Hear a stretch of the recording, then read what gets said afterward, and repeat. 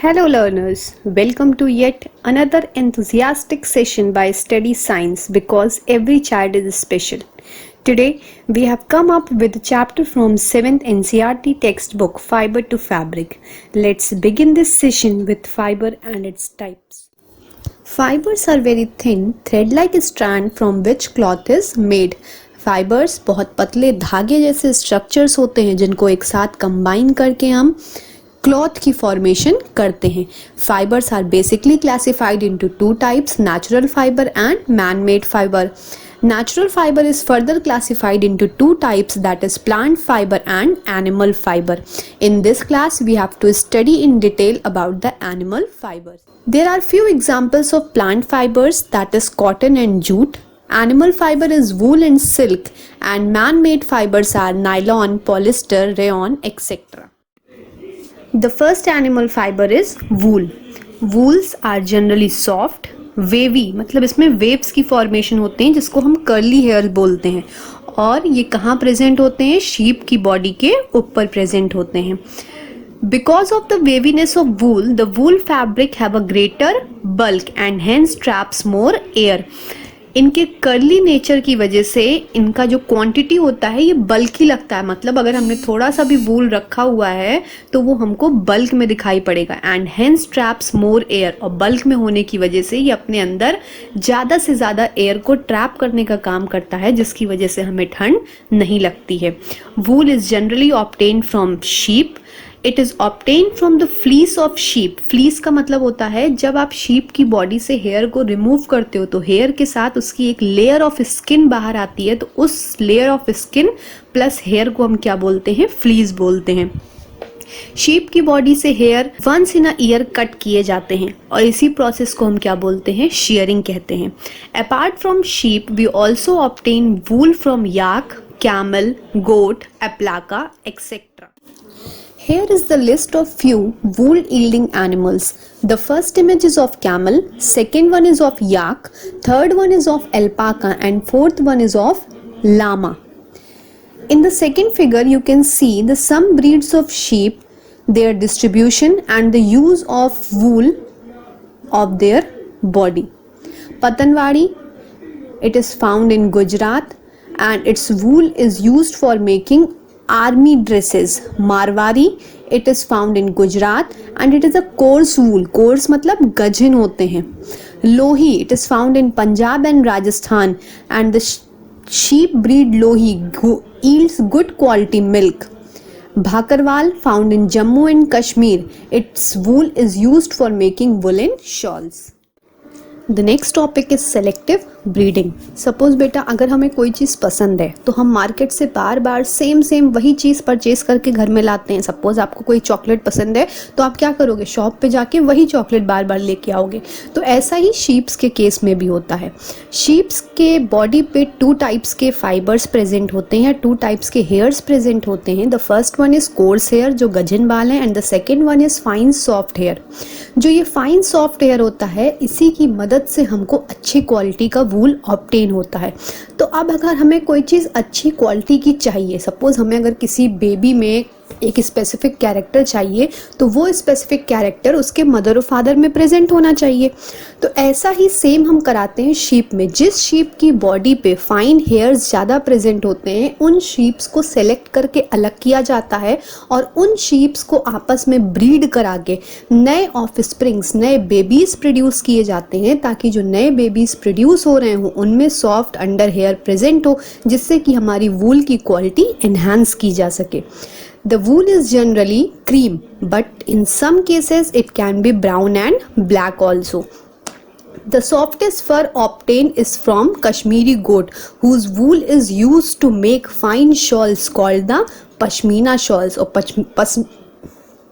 और जितने भी पश्मीना शॉल्स होते हैं इनकी खासियत क्या होती है कि एक पतली सी रिंग जो भी आप मदर आपकी फिंगर में पहन रखी हूँ उस रिंग के थ्रू अगर आप शॉल को पास करोगे तो वो ईजिली शॉल पूरी रिंग से पास हो जाए. Now the question arises, how wool is obtained. क्या हमने शीप की बॉडी से उसके हेयर्स को रिमूव किया और ले जाके उससे स्वेटर बना दिया? नहीं. Wool is obtained from sheep by a long process. First step in obtaining wool is shearing, followed by scouring, sorting, dyeing, combing and spinning. First step is shearing. Shearing means to remove the hair from the body of sheep in the form of fleece. मतलब जब हमको sheep की body के ऊपर से hair remove करना है तो hair के साथ sheep की एक dead skin भी बाहर आनी चाहिए.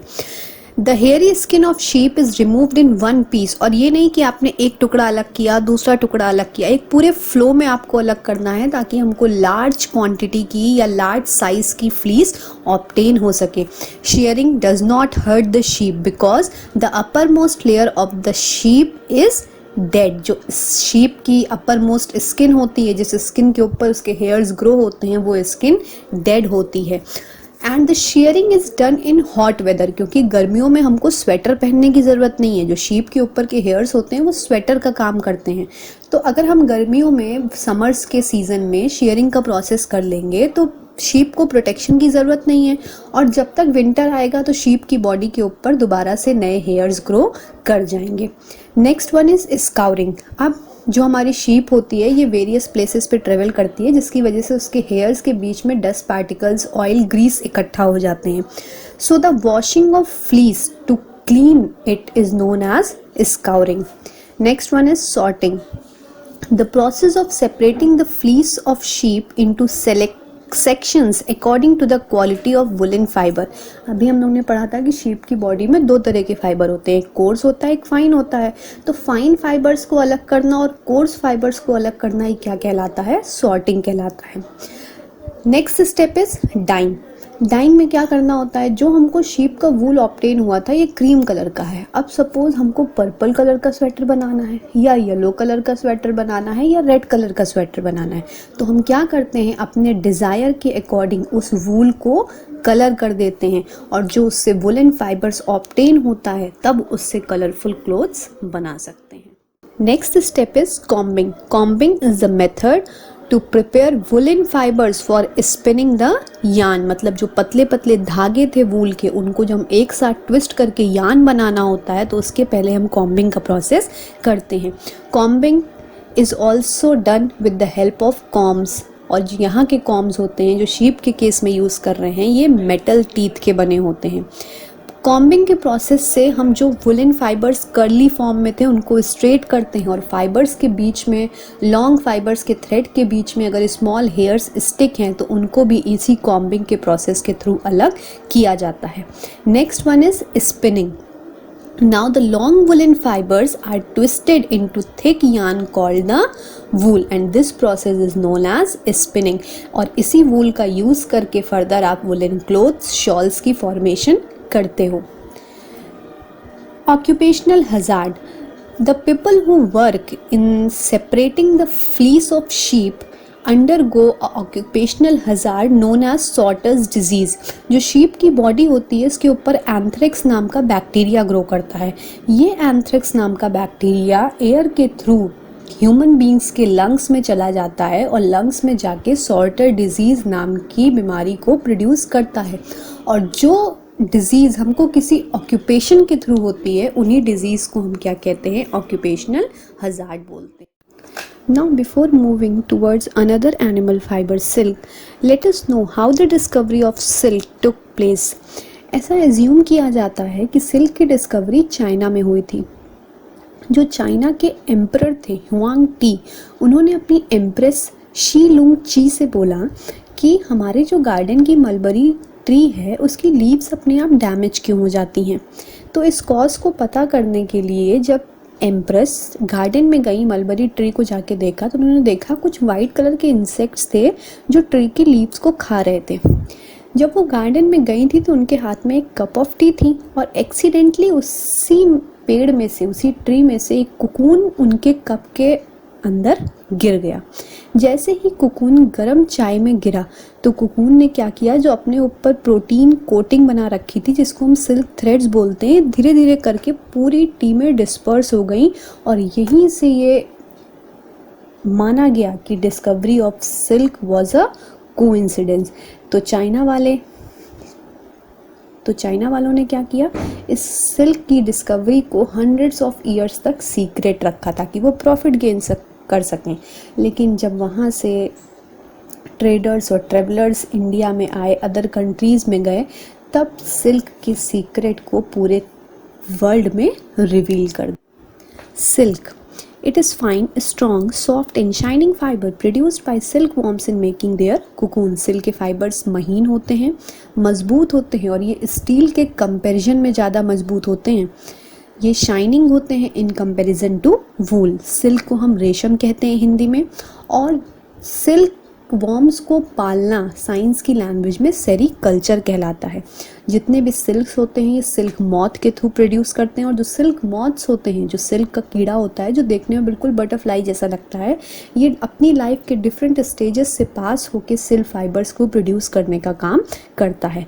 सिल्क मॉथ मलबरी ट्री पे ग्रो करते हैं, और जो मलबरी ट्री की लीव्स होती हैं ये सिल्क वॉर्म्स के फूड के तरीके से वर्क करती हैं। Now look at the image given on your screen. This image is the life cycle of silkworm.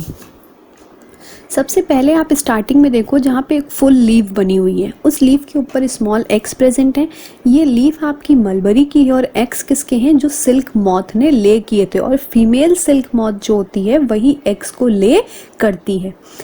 कुछ टाइम पीरियड बाद ये एग्स हैच हो जाते हैं, और हैच होने के बाद इनमें से कैटरपिलर्स बाहर निकलते हैं। अब ये जो कैटरपिलर्स बाहर आए हैं, इनको भूख लगी होगी तो उनको खाना खाना है, तो ये क्या करते हैं, जिस मलबरी ट्री के ऊपर प्रेजेंट होते हैं उसकी लीव्स को खाना शुरू कर देते हैं।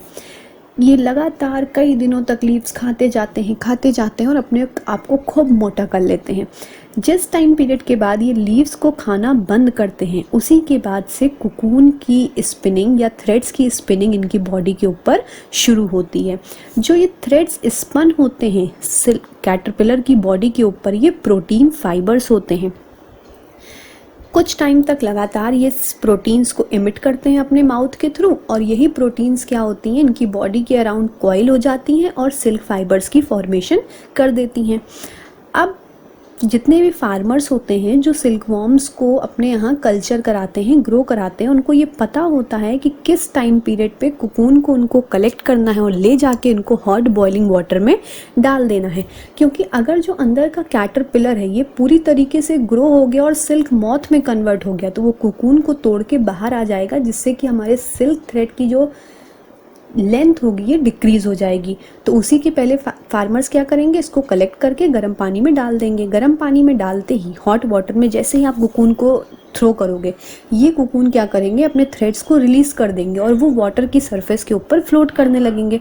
वहाँ से आप फाइबर्स को कलेक्ट कर लोगे और वहाँ उसको किस में भेज दोगे, आगे की सिंथेसिस की प्रोसेस में, जहाँ पे इन फाइबर्स को वही सेम स्टेप प्रोसेस में किया जाएगा कि इनको हम सेपरेट करेंगे, क्लीन करेंगे, डाई करेंगे अपनी नीड के अकॉर्डिंग, और इनको स्पन करके सिल्क से क्लोथ्स बना लेंगे। और जो कुकून हॉट वाटर में नहीं थ्रो किए जाते हैं, उनके अंदर से सिल्क मॉथ बाहर निकलता है और सिल्क मॉथ फिर से वही नई लाइफ साइकिल के लिए रेडी हो चुका होता है।